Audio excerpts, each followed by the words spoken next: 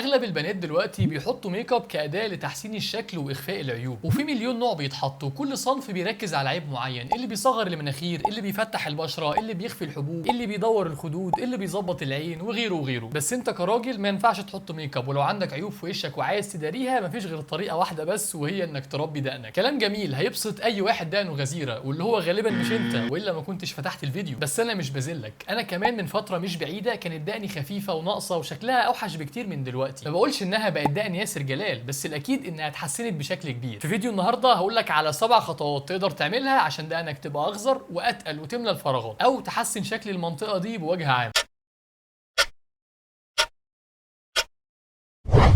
السلام عليكم، انا مصطفى وائل. واول خطوه عشان تخلي دقنك اطول واخضر هي انك تاخد كل العناصر الغذائيه اللي جسمك بيحتاجها في تطويل الشعر. الاهتمام من بره حلو، بس عمرك ما توصل لدقن صحيه من غير ما تهتم باللي بيدخل جوه جسمك. انا عارف ان نفسك تسمع حط زد على دقنك وانت هتبقى ملتحي، بس للاسف ما دام جينات دقنك مش قويه يبقى لازم تدي اهتمام اكبر شويه من باقي الناس، يعني محتاج تركز شويه في اللايف ستايل بتاعك. وعموما اهم الفيتامينات والمعادن اللي ممكن دقنك تستفيد منها هي البيوتين والزنك وفيتامين دي. البيوتين بيساعد على انتاج الكيراتين، وده بروتين مهم في تكوين الشعر والضوافر، عشان كده هو اهم عنصر لصحه الدقن. وممكن تلاقيه في اكل زي صفار البيض واللحوم ولب عباد الشمس، وممكن برضه تاخده كمكمل من الصيدليه. نقص فيتامين دي اظهر في بعض الدراسات ان ليه علاقه بتساقط الشعر، ده غير ان فيتامين دي مهم جدا في تكوين هرمون الذكوره التستوستيرون، اللي ليه دور مش صغير في انه يطول دقنك. عشان كده لازم تاخد الفيتامين ده من مصادره زي التعرض لاشعه الشمس او السلمون والماكريل والسردين والمشروم، وبرضه ممكن تاخده على شكل مكمل غذائي من الصيدليه. في معدن تاني ليه علاقه بافراز التستوستيرون وهو الزنك، وفي دراسات مش قويه قوي بس موجوده لقت دور للزنك في ايقاف تساقط الشعر. عشان كده لازم تاخد احتياجك منه عن طريق البيض واللحوم والفراخ والسبانخ او كمكمل غذائي من الصيدليه. مهم برضو انك ما تهملش البروتين خالص، مش لازم تبقى لاعب كمال اجسام، بس تخلي مصدر في يومك للبروتين، مصدر زي الفراخ او اللحمه او البيض او الجبنه، اي حاجه من دول بكميه متوسطه هتسد الاحتياج. كمان ما تنساش تشرب 3 او 4 لتر ميه في اليوم، واكتر كمان لو بتتمرن وبتعرق كتير، وده عشان تخلي بشرتك دايما متغذيه وفي احسن ظروف تدعم نمو الشعر. تاني خطوة عشان تزود كثافة دقنك هي انك تعلي تركيز هرمون التستوستيرون في جسمك، وده اتكلمنا عنه بالتفصيل الممل في فيديو هسيب لك اللينك بتاعه تحت في الوصف. بقول لك على كل الخطوات اللي ممكن تعملها ومرتبهم على حسب الأهمية. فيديو مهم جدا لكل راجل حتى لو مش مهتم بدقنه، وانا بعتبره من اهم فيديوهات القناة، هسيبه لك تحت في صندوق الوصف، لازم تشوفه. الخطوة رقم 3 هي انك تظبط نومك، وانا مش قصدي انك تنام بدري، انا قصدي انك تنام عدد ساعات كافي، يعني من 7 ل 9 ساعات، وتنام نوم عميق وفي الظلام الدامس. طب لو مش هقدر انام في الضلمة غير بالليل، خلاص نام بالليل. نمو الشعر بيحصل بشكل اساسي وانت نايم، عشان كده لو حلقت دقنك قبل ما تنام بتصحى الصبح تلاقيها خضرت على طول. هرمون الميلاتونين الخاص بالنوم ليه تاثير على بصيلات ونمو الشعر، فحاول ما تهملش النوم. رابع خطوة هي انك تعمل لنفسك روتين وتهتم ببشرتك. بشرة مش نظيفة او حالتها تعبانة مش هتساعد البصيلات ان هي تنمو كويس، عشان كده حاول تلتزم بروتين بسيط، غسول ومرطب وممكن تقشير عشان بشرتك تتحسن. ولو عايز تعرف تفاصيل اكتر ممكن تشوف الفيديو اللي بتكلم فيه عن ارخص روتين ممكن تعمله لبشرتك، هسيب لك اللينك بتاعه تحت في الديسكريبشن. في ناس فاكرة الاهتمام بالبشرة حوار كبير ومحتاج وقت ومجهود وتركيز وعمل خطة وبتاع، الموضوع ابسط من كده بكتير. زي ما انت شايف في الفيديو هنا بستخدم الغسول، الموضوع مش بياخد دقيقة ونص او دقيقتين بالكتير قوي. بغسل وشي بالميه، بعد كده بالغسول، بعد كده بشطف وشي، بس كده خلصت. ممكن احط مرطب بعدها وشكرا، خلصت السكين كير.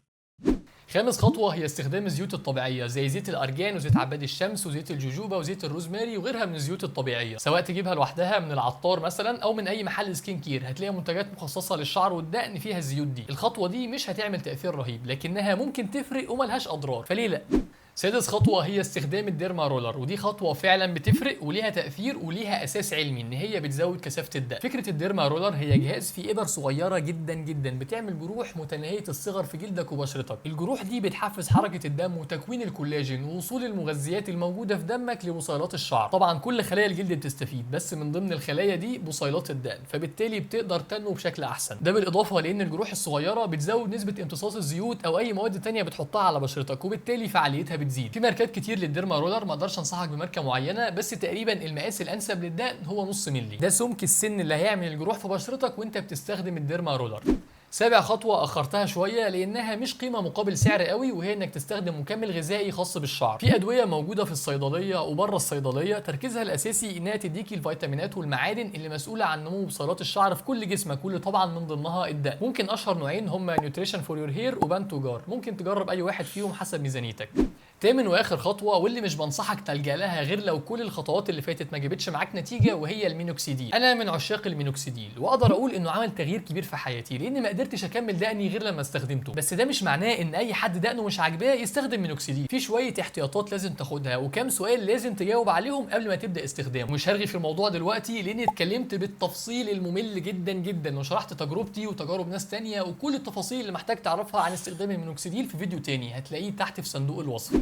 عايز اقول نقطتين مهمين قبل ما اقفل الفيديو. اولا لو سنك لسه صغير، يعني عندك 15 16 17 سنه، فما تستعجلش. اغلب الشباب في سنك ما عندهمش دقن، ومش عشان في زميل او اتنين معاك في الفصل دقنهم كثيفه يبقى ده الطبيعي في السن بتاعك. لا، انت لسه في سن شنب اعدادي، فما تقلقش من حاجه. ثانيا لو انت ماشي في الخطوات دي، ماشي في رحله محاوله زياده كثافه شعر الدقن، يا ريت تبعد عن موس الحلاقه بشكل مؤقت. حلاقه دقنك بالموس هيبقى ليها تاثير سلبي على كل اللي عملناه النهارده، وهتاخرك في رحلتك لانك مش مدي فرصه لبصيلات الشعر تتنفس. لو شكلك مش عاجبك ودقنك مش كامله، يبقى قدامك خيارين. الاول هو انك تتجاهل الموضوع ومش مشكله شكلي يبقى وحش شهرين او 3 مقابل ان دقني تطول للابد. والتاني انك تحلق دقنك بس بالمكنه الكهرباء. المكنه الكهرباء مش هتقطع الشعر خالص، مش هتشيل الشعر من جذوره، لا بتسيب جزء منها في مكانه، عشان كده الضرر بتاعها هيبقى اقل بكتير من الموس، فتقدر تستخدمها. عايزك تكتب لي في الكومنتات عندك كام سنه ودقنك اخبارها ايه بالظبط، كامله ولا فاضيه خالص ولا سوالف بس ولا سكسوكه بس ولا ايه بالظبط. وطبعا لو الفيديو عجبك ما تنساش تعمل لايك وسبسكرايب وتكتب لي رايك في الكومنتات، وتشوف الفيديو ده اللي بتكلم فيه عن المينوكسيديل بالتفصيل الممل. شكرا لحسن استماعكم،